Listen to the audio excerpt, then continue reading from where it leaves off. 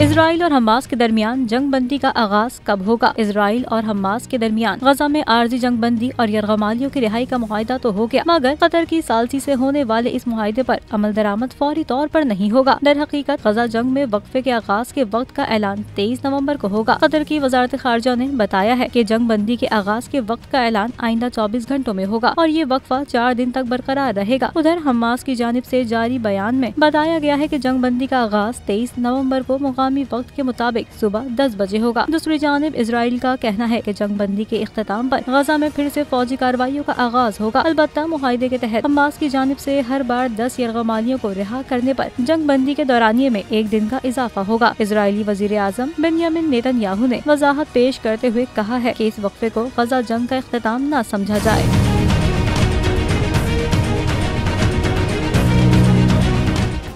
Subscribe करें और bell दबाएं ताकि कोई खबर रह न जाए।